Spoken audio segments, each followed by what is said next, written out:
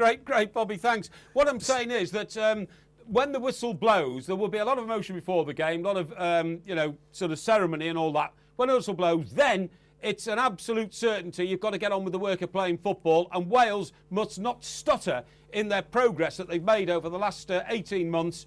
They must go forward. And not only that, the result has an input also into their position in the FIFA league, in the world rankings. And the more games that you play, the more games that you can win, the higher you can go up that chart, and just see if you can get into level 3. Level 2 or level 1 is impossible for them to get into at this moment. But if they can keep progressing, and the momentum that Gary Speed gave the lads, gave them that insight, and now they've got to take that another step forward. And hopefully Chris Coleman, who's taken Kit Simons, who played alongside him as centre-back when they played for Wales and they played for me, they have a wealth of experience.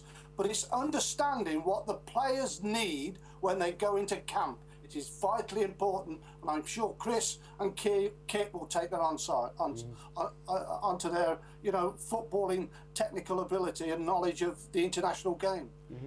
Hi, Bobby. My name's Daniel. I'm a football writer, and I wanted to ask you a question about the manager actually, and whether you think he was the right man for the job, and more specifically, what qualities do you think that he'll bring? Like, how's he going to make Wales a better team? How's he going to develop the players?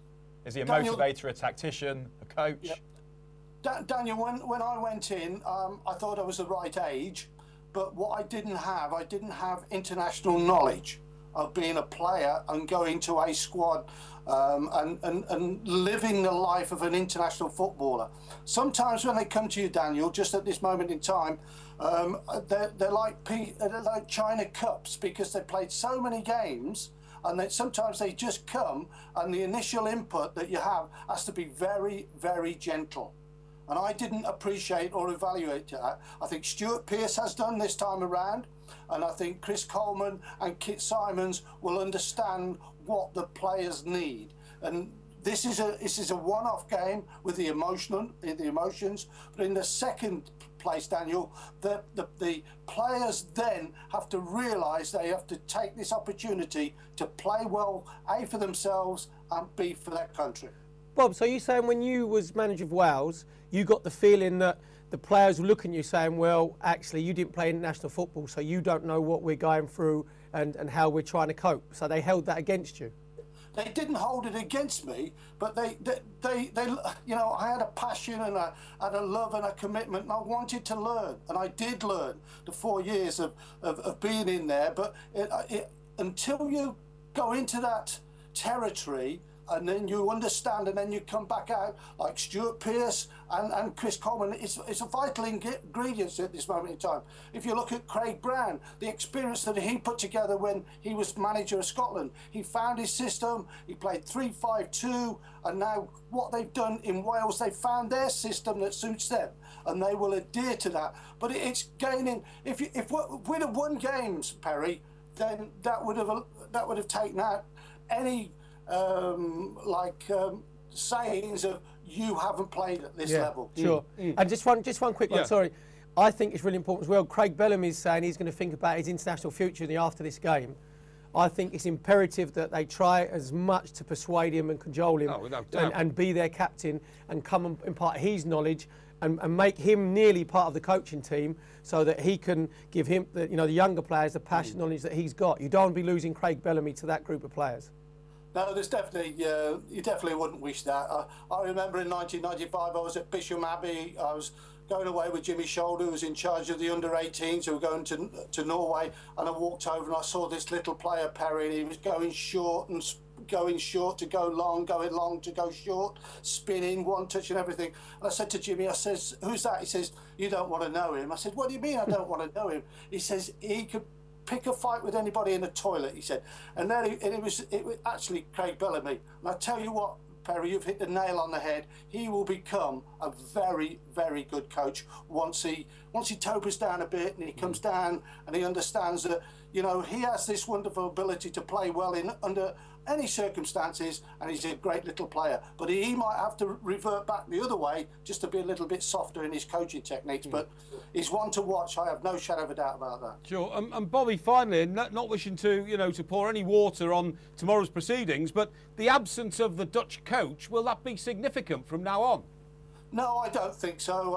I think they will identify with Chris and Coleman and with Kit Simons, and Oshin's still there. Oshin's been in the Welsh. He's been with the Welsh FA for a long time now, and I think they'll bed down. They'll understand that perhaps the parties didn't come together, and once you've got those parties together and everybody understands which way you want to go, everybody will unite and come as a unit. And hopefully Wales, with the understanding that Gary Speed will no longer be there, but they'll be able to go forward with the momentum they would like to. Okay. Bob, as well, I just think it's brilliant. You've got your Gunners picture up over your right hand. You're fantastic. You can see it, can you? Yeah, superb. Yeah, we see it, mate. don't worry. I've got to tell you, this is my little office. It's the loft retreat, and my wife locks me in here if I'm in here too long. Now, if I'm going to be in here too long tonight, lads, I'm not going to sleep in my bedroom. Well, too much information, Bob. Yeah, I don't think we need to go there. Listen, Bobby, as long as you had a bit of dinner before you came up on the Skype wall, because last time we had you on the Skype wall, your wife wouldn't give any dinner because you stayed too long talking to us. But that just shows what a committed football man you are, and it's been a delight to have you on the show tonight. Thank you ever so much. And you can see Wimbledon there. That's a winner as well. Oh, that's right. That was a great day in my childhood. Yeah. And going to the semi-final in the van. You told me that story many times as well. God bless the three of you. Thank you very Bob. much indeed, Bobby Bye-bye. Gould. What a great football man Bobby Gould is, and what a delight to have him on the show tonight. Bobby, thank you very much indeed. Do you know what he said? Just one thing that was interesting when he said about when I went into the group, the Welsh players. Yes. Players, honestly, if they say you don't, I know that players, you didn't play national football. Shows your medals. That is or why in Graham, this case, shows your caps. that's a lot why Graham Taylor struggled. And he's see. right. We said if you win, players will buy into ideas like that. Right, If okay. you don't, then they'll look at you and go, "Well, come on, then how Shows would your you caps. possibly know what it's like to play national football?" Well, you similarly, I mean, like Andy Gray was sort of quite famous for doing that. Like he would be like looking at football journalists saying, and you'd always start a pronouncement of opinion. Well, if you've played the game, That's right, as though you, and I mean, Villas-Boas is probably finding it's a just problem very at Chelsea. quickly, Perry, because we had a chat before the show. I mean, you're highly respectful of what's going to happen tomorrow. It is a celebration of the life of Gary Speed and all that, but you wonder, you hope it doesn't get over emotional. I haven't ever known an outpouring of grief quite on this scale. Yeah. You know, for the tragedy that's happened. Yeah. And as a father,